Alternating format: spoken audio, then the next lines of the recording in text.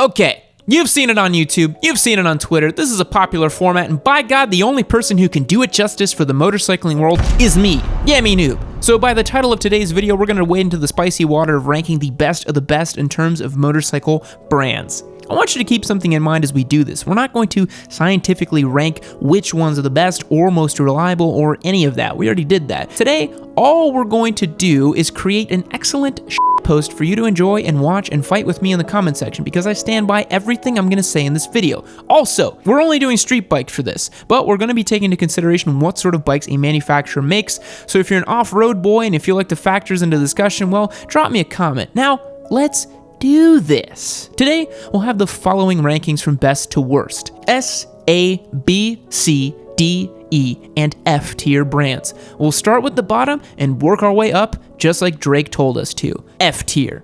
F-tier brands are the worst of the worst. Brands that barely deserve mentioning and shouldn't even be on your go look at a dealership list. F-tier brands have god-awful reliability, limited availability, and not in a good way, and in general, make limited styles of bikes for people to choose from. Let's see what falls under these. It's safe to say that Can-Am is an F-tier motorcycle brand. Why? Well, they don't even make bikes, you dingus. They have 3 wheels. What sort of bike is this? Are we in some delusional fantasy land? Can-Am not only sucks at getting 2 wheels onto their vehicles, they also suck in terms of reliability. Check out our least reliable motorcycle brands video. We saw that they have a 40% failure rate. EBR, or Eric Buell Racing, is also an F-tier motorcycle brand. And I know the diehard EBR and Buell boys are going to get upset, but damn, they just can't keep production going, can't they? Come on, Eric. I hear now they're going to be trying fuel as well as their brand. They make electric motorcycles, but a part of me thinks that that will fail too, unfortunately. If you like gobs of torque but questionable build quality, no dealer support, and a complete oddball of a bike to own, then Buell is all you, my duder.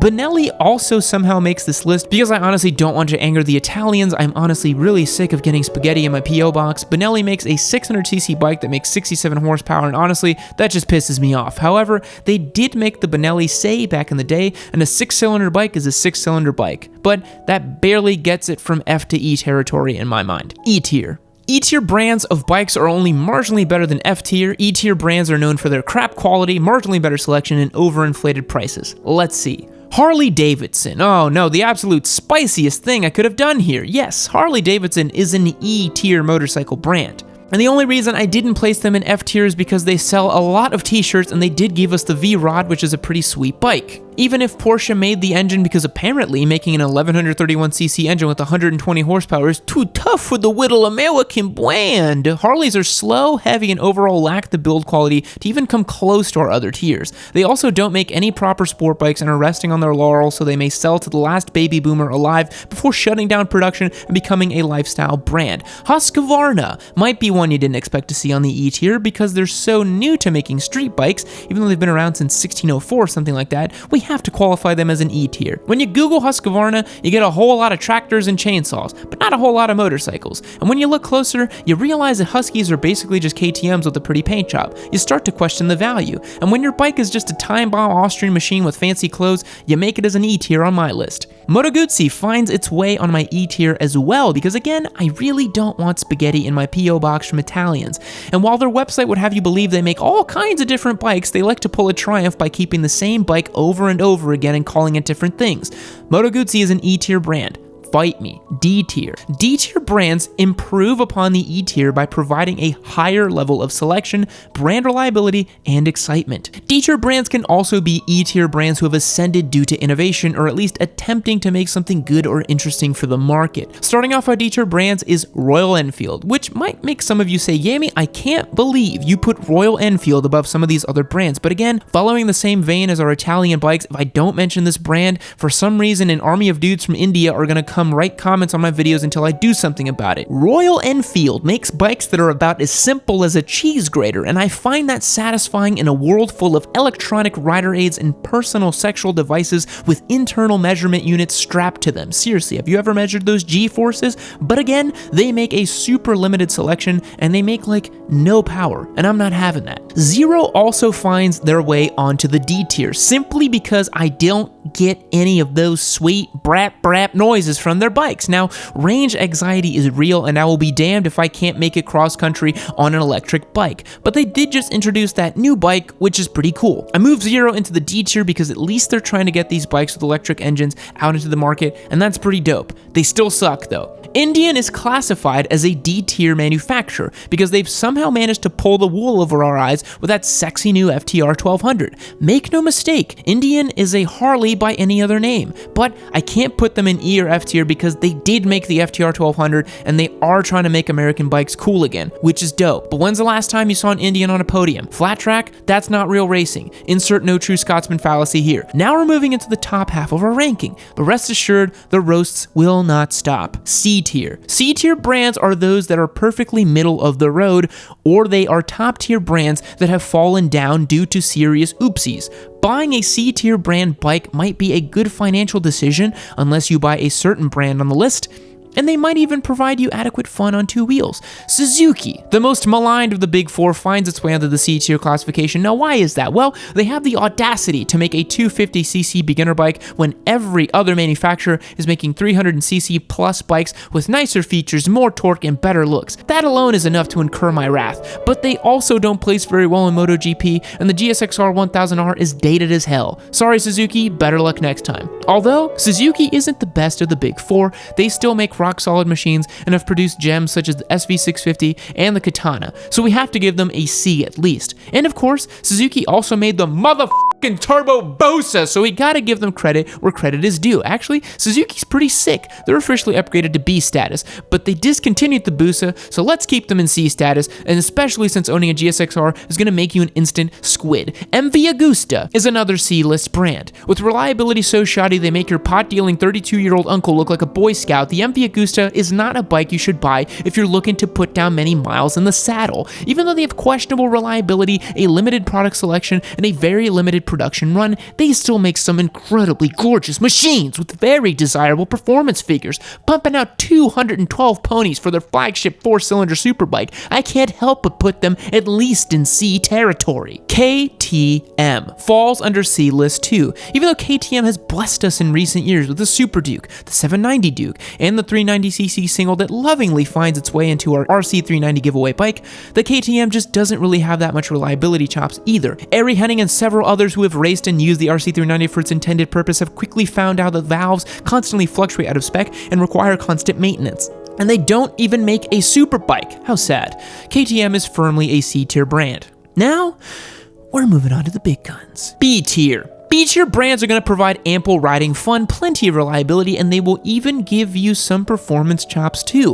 While they might not be the cream of the crop, you can certainly flex on low-tier normies with bikes like these. Let's look. Triumph is a B-tier brand. Not only because they don't answer my daily emails, but also because they don't make a superbike with 1000 cc's, and they sell about 56 different versions of the Bonneville. Look, I get it. It's good business. But damn, Triumph, how many Bonneville variants can you make? Triumph gets high marks for making a bike for nearly every category though. Exceptional build quality and for innovating. Have y'all seen that new Rocket 3? That thing is 100% bananas, no oranges. I have a soft spot for Triumph as well since they make my favorite engine, the 765cc triple cylinder beast found in the Street Triple and the Daytona, but even as an avid fanboy, I have to place them in their rightful place. Kawasaki is also a B-tier brand. You will get mad respect for owning a big tough ZX-10R, and boy do they go like a rocket ship even if they don't have the latest and greatest in terms of superbike performance. Kawa is going to give you plenty of other options at the showroom floor in terms of bikes to buy. But dang, you better like inline 4-cylinders or parallel twins because that's about all they got. And boy, I hope you like lime green because they're all pretty much green. Kawasaki's, from my experience, lack a certain je ne sais quoi and are firmly a B-tier brand. But if you own one, remember you're allowed to flex on Suzuki boys anytime you want. We are now approaching our God-tier brands, but first, our A-tier. A-tier bikes are going to earn you respect no matter where you go. They've got the looks, the power, the reliability, and the performance to back it up. A-tier brands are committed to innovating, are leaders in their segment, and will continue to be so in the near future. Let's see what they're all about. BMW is an A-tier brand. The German manufacturer not only excels at making cars for people who opt out of a blinker package, but they're also pretty good at making motorcycles. They built a 1000cc monster in 2009 with the S1000RR and turned the leader bike world on its head. They had no business building a bike that good, yet yet they did it anyways. The new S1000RR is also an absolute rocket ship, making 207 horsepower, and having ridden one in Jerez for Bridgestone's S22 launch, it is an absolute animal. BMW also makes retro modern bikes like the R9T and what many consider the finest ADV bikes in the form of the GS platform. BMW gets points knocked off though for not having a solid middleweight bike and for lacking in the beginner bike class, even though you want to make the case that they make the G310R, but that's not a real BMW, is it? Aprilia is most definitely an A-tier brand. With the ungodly throaty bark of an 1100cc V4 found in both the RSV4 1100 factory and the new Tuono, which many reviewers are touting as the greatest street motorcycle ever made, Aprilia has every single right to be an A-tier brand. They make a whole host of bikes, but seem to be lacking in the off-road market, so we can't include them in the pantheon of god-tier brands. Also, since Aprilia is a low-volume manufacturer, the reliability is a bit questionable, and the dealer network can be tough as well. But my god, the V4 is an absolute masterpiece and makes more power than I know what to do with. Ducati is also an A-tier brand. Now I know the Ducatistas are all crying hot tears and reeing their way into the comments section, but I'll be damned if I don't put Ducati in the correct ranking. Yes, they make the V4R, a motorcycle with enough ponies to command Alexander the Great's army. Yes, they are super red and cool looking, but my dude, the price point is tough to swing. And you might be saying, well, that's just because you can't afford it, Yammie Noob. And to you I say, I can have 28 hentai Hornets for the price of one V4R. So who's laughing now, atheists? Ducati makes a fantastic motorcycle, and by owning one, you will no doubt be able to flex your A-tier bike on those proles in the lower tiers. But to ascend to true god status, you must own one of the following brands. S-tier. S-tier bikes are the pinnacle. Not defined by performance or outright speed, these brands are just the best of the best if you want any sort of motorcycle. They build anything you want at good prices and with enough chops to do whatever you need them to do. Let's explore. Yamaha. To the surprise of no one, I think Yamaha is a god-tier brand. Let me explain.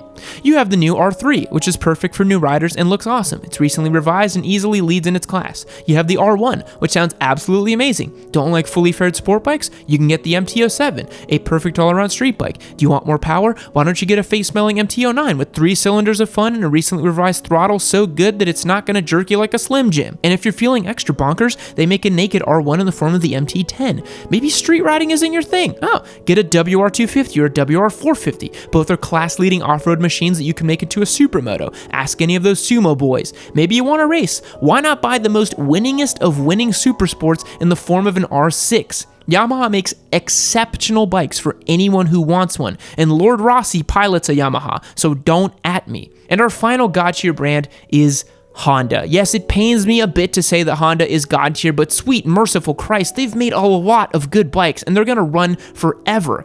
NSR 250s, RVF 400s, Fireblades, the CBR 600, the new CRF 450, the CBR 250RR from the 90s, the VFR 800s with their V4s. Honda has made some of the most legendary bikes and they've won so many dang races, it's actually difficult to keep track of. Honda is god tier, no doubt. Now, that's gonna do it for our ranking today, my dudes. What do you think? Actually, I don't care what you think. This ranking was for me, not you. I'm right, you're wrong. Just kidding. This was all my opinion, and you're free to think whatever you want. In fact, post up a comment or make a video response to this one.